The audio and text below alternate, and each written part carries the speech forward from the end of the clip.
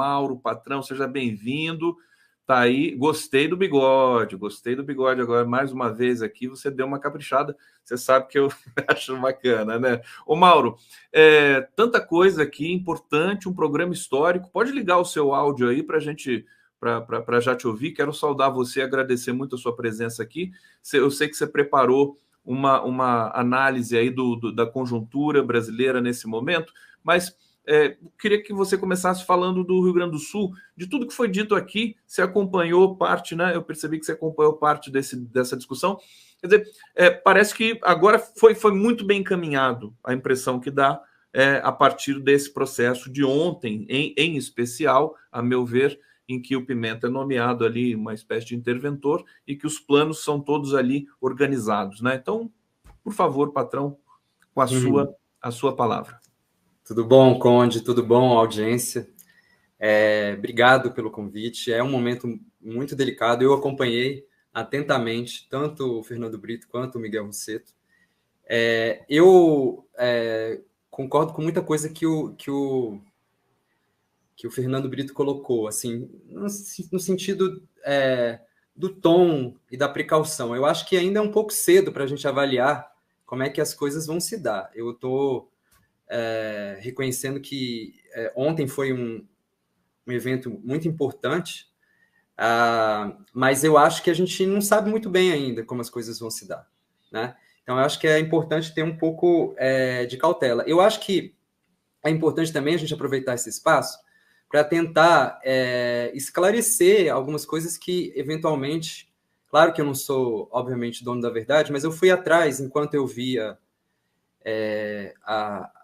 o debate que você estava promovendo, eu fui atrás da legislação de cada uma das MPs, fui olhar o que estava escrito em cada uma delas, né? E eu acho que existe um pouco de... Eu não sei se eu que não entendi ou realmente tem alguma confusão aí no ar. Então, por exemplo, em relação a dizer que o Ministério Extraordinário é uma espécie de GLO civil, eu acho que é um tanto exagerado. Se você olhar a MP, não sei se você teve a oportunidade de dar uma olhada na MP diretamente, o que o Ministério vai cuidar é das ações do próprio governo federal, quer dizer, as ações dos governos estadual e municipais, em particular a da Porto do Eduardo Alegre. Leite, do Estado do Rio Grande do Sul. Oi? Do Eduardo Leite, do governo do Estado. Não, eu estou falando... Não, você não me ouviu. Estou falando assim, as ações estaduais e as municipais, em particular a de Porto Alegre, tá certo? São vários municípios, não é só Porto Alegre, correto? Certo? Perfeito. Isso. Estou falando desses entes todos, eles vão continuar atuando. Quer dizer, porque vai existir uma ação coordenada do governo federal e que eu acho que corretamente está centralizando num ministério extraordinário para coordenar as ações federais. É que o dinheiro vem do governo federal, né? Sim, mas tem parte do dinheiro que vem do governo federal que não vai passar por esse ministério. Então, assim, tem que ter clareza. Eu acho que tem uma confusão. Achar que todo o dinheiro que foi liberado, por exemplo, esse dinheiro da dívida que não vai ter que ser pago, ele não tem a ver com esse ministério. E tem várias outras questões que me parece que, assim, existe uma confusão até por não estar indo diretamente na legislação e vendo o que essa legislação está dizendo. Outra coisa que também me deixou um pouco... eu percebi uma certa mudança de humor, de um pessimismo para um otimismo que eu acho um pouco exagerado. Eu não acho que a gente nem tem que estar tão pessimista, mas também não é uma mudança assim que dá para agora caracterizar como uma mudança da água para o vinho. Vamos lembrar que isso é um pouco uma coisa que eu concordo com o Fernando Brito, a gente, principalmente na imprensa e mesmo a mídia progressista, a gente funciona muito em termos de ondas, não é isso? Então, por exemplo, a gente não está mais falando sobre o 8 de janeiro, o que aconteceu com aquele inquérito, eu me lembro que era só o que a gente falava sobre isso, eu vim aqui algumas vezes, e mesmo que eu fosse convidado para falar sobre economia, a gente acabava falando sobre esses assuntos, porque eram uns assuntos e ficou completamente fora do nosso radar, né? Nem acho que a gente tem que perder o radar daquilo, porque eu acho que é uma coisa super importante para o Brasil, mas também a gente não vai achar que essa questão da emergência que a gente está passando agora, que faz corretamente a gente ter atenção total para esse assunto, que isso vai acontecer e permanecer assim durante os próximos meses. Não vai. Daqui 2 meses, se não tiver uma chuva parecida, a gente não vai estar falando da crise do Rio Grande do Sul da mesma maneira que a gente está falando agora. Você concorda com isso, né? Claro. Né? Então, assim, eu acho que a gente tem que saber entender o momento, saber entender a gravidade do momento. Essa coisa que o Rosseto falou da solidariedade é muito importante, mas eu acho que também é importante separar um pouco o joio do trigo, do que é mais permanente e o que não é permanente. Perfeito. Então, eu vou pedir para você dar uma avaliação breve, né, da engenharia financeira e jurídica, consequentemente, que o governo federal disponibilizou para, digamos, capturar esse processo aí de reconstrução do estado do Rio Grande do Sul. Não, e é muito interessante. É importantíssimo. É muito interessante você perceber que as medidas provisórias mais importantes todas estão sendo assinadas pelo Haddad. Então, o Haddad continua sendo o cara que organiza. Né? Eu acho ainda que falta uma coordenação melhor palaciana. Então, os ministros palacianos, a meu ver, não têm um desempenho à altura do Fernando Haddad. Eu acho que o Fernando Haddad ele acaba tendo que fazer mais do que ele deveria, porque os outros fazem, digamos assim, não tanto quanto ele, Fernando Haddad, faz. Então, por exemplo, eu sinto que a engenharia financeira toda e a própria articulação com o governador, visivelmente, foi feita pelo Fernando Haddad. Em conversas entre suas... Isso está sendo falado o tempo inteiro. Quando você ouve o Fernando Haddad falando nos anúncios com o próprio governador, isso fica claro. Eles é que estão conversando. Claro que tem a participação dos outros ministros, mas é o cara que faz o papel da Casa Civil, e ele é o ministro da Fazenda. Isso é uma coisa um pouco, para mim, eu não consigo entender totalmente por que isso está acontecendo dessa forma. Talvez por conta de algum tipo de dificuldade subjetiva dos outros ministros, né? Que tem dificuldade de fazer esse papel de maneira tão brilhante quanto o Haddad faz. Mas, de qualquer forma, isso está sendo feito. Eu acho que a resposta ela está sendo construída de uma maneira muito cuidadosa. Eu acho que o Haddad, que é esse, digamos assim, esteio do governo, na minha visão, ele recebe muita pancada à toa. Por exemplo, eu mesmo já coloquei aqui algumas vezes que eu sou crítico de vários aspectos do arcabouço fiscal. E eu sei que algumas dos artigos do próprio arcabouço fiscal não foram exatamente o que o Haddad, que o governo gostaria. Foi o que aconteceu, dada a correlação de forças no Congresso. Mas, por exemplo, isso é uma certa confusão também. Achar que, por conta desse gasto extraordinário, tudo vai ser modificado a partir de agora. Isso não é verdade. Sinto dizer.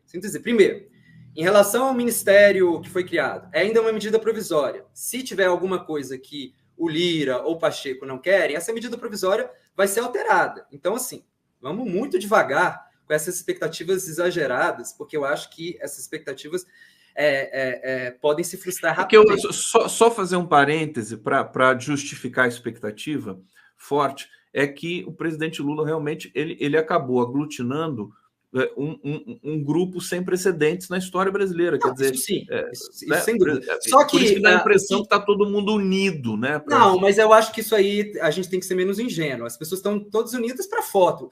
A política também tem muito de teatro, né, Gustavo? Claro. Não é assim. A gente tem que esclarecer as pessoas que, na emergência, todo mundo diz que se une, o governador coloca o colete, como disse o outro, o colete é colocado e ele fica limpinho até o final do dia, né? Quer dizer, é um colete meio que cenográfico. Não, a gente tem que ficar com um pouco de clareza e não sermos levados pela, digamos assim, componente teatral, que faz parte, porque mobiliza as pessoas e tal. Mas eu não acho que essa unidade ela é totalmente genuína. Eu acho que o Lira e que o Pacheco vão agora exigir menos do governo do que eles exigiam antes. Vão criar menos dificuldade. Vai ser eles vão esperar um pouquinho. Claro, isso. Né? É só isso. É só isso. E te digo mais, não fere o arcabouço em nada. As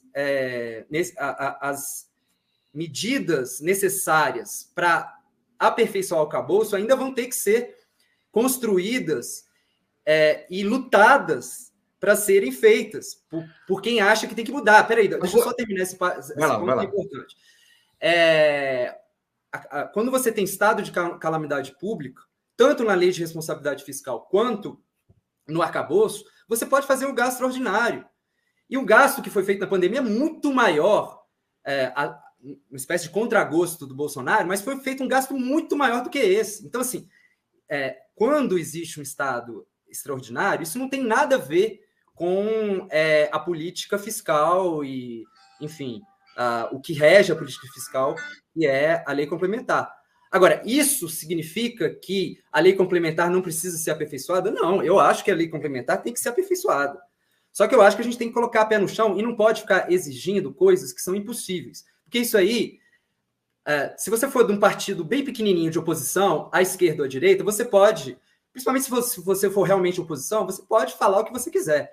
Agora, se você está no governo, você não pode vender ilusão, porque não só depende da correlação de forças, mas depende de como é que realmente a economia funciona.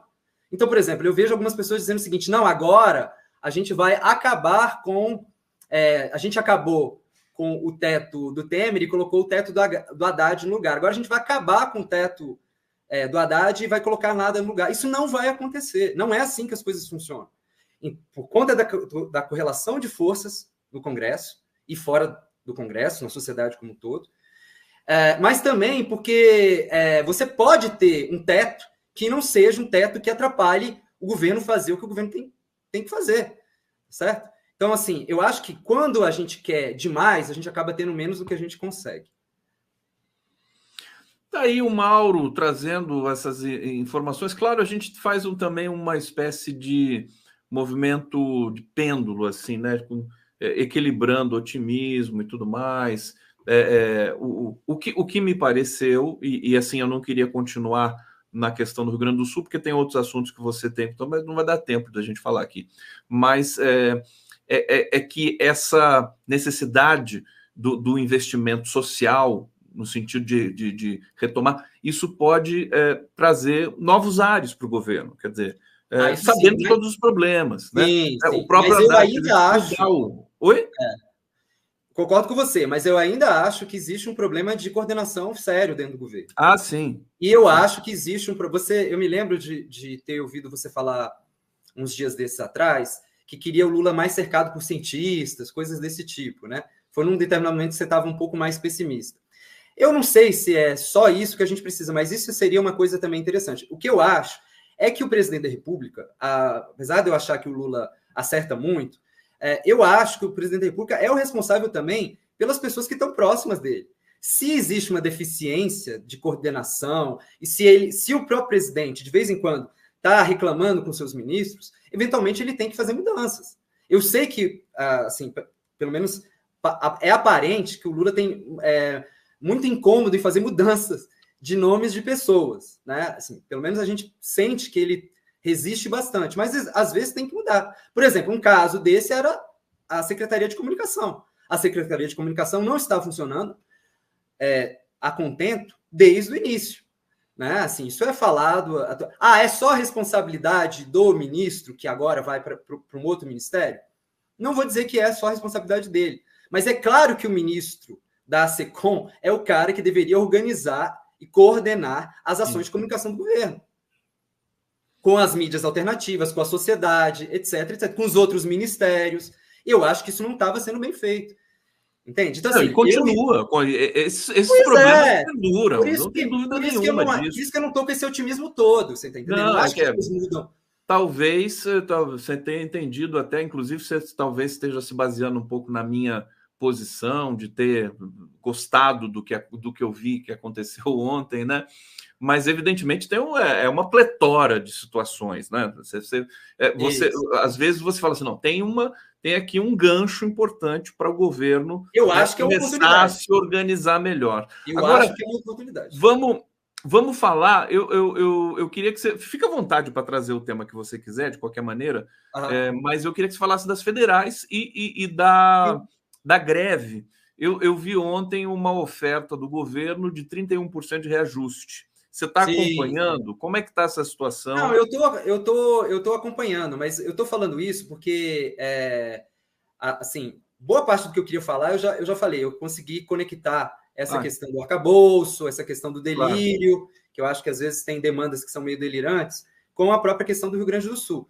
E é bom ter falado isso para poder falar, por exemplo, desse assunto. Então, por que eu falei isso tudo? Porque existem pessoas que criam uma expectativa de que, pronto, agora a gente vai não só repor toda a inflação que a gente perdeu com o Bolsonaro, ainda vamos ter ganho real. Não é isso que vai acontecer. Entende? Então, assim, eu acho que dá para se fazer críticas ao governo em vários pontos, mas eu acho que a gente tem que saber fazer essa crítica. O que eu acho, assim, o que eu me distancio de boa parte das pessoas na esquerda não é tanto dos objetivos, porque eu acho que a gente tem os mesmos objetivos, mas eu acho, às vezes, que as pessoas elas fogem um pouco da realidade. Então, por exemplo, eu consigo imaginar que o governo poderia ter negociado melhor essa questão dos aumentos com servidores. Essa história de ter negociado primeiro com certas carreiras, inclusive, entre elas, carreiras golpistas, como a da Polícia Rodoviária Federal, não estou dizendo que todo mundo da Polícia Rodoviária é golpista, não é isso que eu estou dizendo, mas a gente sabe que existe uma animosidade em relação ao governo e existiu um apoio explícito dos quadros, de vários quadros em relação ao governo Bolsonaro durante a eleição. E aí a gente dá um aumento antecipado no ano passado para esse pessoal, é claro que gerou uma expectativa enorme do resto das categorias, né? Então, assim, eu acho que isso poderia ter sido feito de outra forma. Agora, com isso eu não estou querendo dizer, então o governo pode dar o aumento que a gente estava merecendo. Não é assim, pessoal. O governo nosso está num momento de grande dificuldade. As pessoas têm que cair na realidade que o 8 de janeiro ainda não foi resolvido. Apesar da gente não estar falando mais no assunto, essas questões ainda estão aí. E a questão econômica ainda é delicada. E acho que o Fernando Haddad, milagrosamente, eu tenho críticas ao Haddad, mas ele é um cara que tem muita habilidade. Ele está conseguindo, inclusive nessa questão do Rio Grande do Sul, levar esse barco que está navegando em águas muito tortuosas de uma maneira que eu acho bastante prudente. Então, assim, em relação às greves, é um pouco isso. Quer dizer, as pessoas têm que, na minha visão, e eu sou professor universitário, acho que a gente tem que colocar um pouco o pé no chão. Eu acho que as reivindicações são, em grande medida, corretas, são, em grande medida, justas, mas a gente tem que saber o que o nosso governo é capaz. E aí eu estou falando nosso mesmo, porque eu apoiei, ajudei, e eu trato como nosso governo. E é isso, assim, né? Eu acho que a gente tem que ter um pouco de cuidado, porque senão, daqui a pouco, a gente vai obter o contrário do que a gente quer. Um enfraquecimento do governo, daqui a pouco vai ser um desastre das eleições municipais. O interessante é que essa discussão das federais, do aumento, está se dando num terreno civilizado. Eu não vi até agora, truculência de nenhum dos lados. Não sei se eu estou enganado. Não tem truculência nenhuma. Acho que isso já é uma grande coisa positiva já. Sim, mas eu não vejo perspectiva da greve terminar tão cedo. E eu acho isso muito ruim. Já tem mais de um mês de greve. Eu acho que a gente tem que saber que existe um custo para fazer a greve. Claro. E o custo, nesse caso, é o custo do aprendizado dos estudantes, certo? Então, assim, eu acho que a gente tem que pensar no mais rápido possível e tentar fazer esse acordo, né? Acho que ambos os lados, aparentemente, estão conseguindo conversar, e isso é muito bom, mas tem que chegar ao final num acordo. O outro assunto que eu queria colocar, o último assunto que eu pensei em falar, é também esclarecer um pouco sobre essa questão do valor de mercado da Petrobras. Você falou um pouquinho sobre a mudança claro. do comando da Petrobras, saiu Prates, né? Que por muitas pessoas foi caracterizado como um cara que não teve habilidade política. Então você vê que a habilidade política é também muito importante, né? Ele perdeu a confiança do próprio presidente, ele se colocou, independente de você criticar ou não a política que ele estava fazendo dentro da própria Petrobras, ele acabou tendo inabilidade política. E aí, no final das contas, está sendo substituído por uma outra pessoa. Mas eu queria esclarecer um pouco essa história. O que é o valor de mercado? Tá certo? Valor de mercado eu não sei se você sabe o que é o valor de mercado. Como é que a gente computa o valor de mercado? Você sabe? Você sabe? Olha, tecnicamente, enfim, é o que o mercado avalia, né? É uma oscilação assim. Não é assim que é feito. Não é assim? O mercado ele avalia cada ação. Então, se você tiver, por exemplo, num dia e muito poucas ações foram vendidas e compradas, você estabelece lá o preço de compra e venda das ações, de qualquer empresa, em particular da Petrobras, certo? Não tem a ver com a estimativa do valor da companhia como um todo, se eu fosse colocar ela para vender como um todo no mercado. Não é assim que funciona. Não é assim que funciona. Portanto, esse valor de mercado não tem sentido econômico nenhum. O sentido econômico é o sentido da ação. A ação agora está barata, a ação está cara. Mas você usar o valor da ação, multiplicar pelo número de ações, dizer que isso é o valor da ação, isso não tem significado econômico nenhum. Imagina se a Petrobras fosse agora vender todas as ações dela, agora, todas as ações, num só dia. Você acha que ela ia vender por esse preço que está aí? Ou você acha que, inundando o mercado de ações para vender, o preço das ações iria ou não cair? Você consegue entender a diferença entre essas duas coisas? O que eu sentia quando vi valor de mercado, quer dizer, saiu o Prats, a Petrobras perdeu 34 bilhões de valor de mercado, é que isso é tudo um pouco fictício. Quer dizer, não tem importância. Não tem importância. Não tem importância nenhuma. A imprensa cai nisso porque é sensacionalista. Porque é conveniente. Porque é conveniente. Porque sim. Se fosse para defender, ela diria que não tem importância nenhuma. Como é para atacar, ela vai dizer que tem muita importância. Ela diz: a Petrobras perdeu 9 bilhões. A Petrobras... Isso é uma... se só existisse num dia 2 compradores, aliás, um comprador e um vendedor, e a ação caísse 10%, o valor inteiro, só 2 ações teriam sido negociadas, só 2 ações, uma sendo comprada, outra sendo vendida, tá certo? E aí você teria uma queda de 10% no valor inteiro da economia, isso não faz o menor sentido. Geralmente, o que acontece quando tem uma mudança brusca como essa? Sai alguém, entra alguém, a maior parte das pessoas nem vende nem compra, fica aguardando. Tá certo? É só os especuladores, os avisados, gente que quer ganhar. Então, assim, normalmente, inclusive, quando há uma coisa desse tipo, e você olha o número de ações que são negociadas naquele dia, diminui radicalmente. Tá certo? Então, assim, é uma confusão feita de maneira deliberada, porque, infelizmente, a nossa imprensa não está aí para esclarecer. Tá certo? Eu acho que nós, que estamos aí do outro lado, na imprensa progressista, temos que ajudar a esclarecer as coisas. E, para isso, é muito importante programas como o seu e outros programas que, inclusive, ofereçam mais debate, porque falta debate. Aí uma pessoa fala uma coisa dessa e não tem ninguém para rebater, você entende?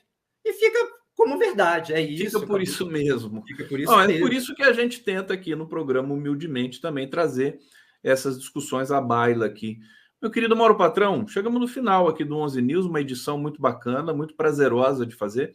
Eu quero agradecer a todo mundo que acompanhou aqui. Continue com a nossa programação.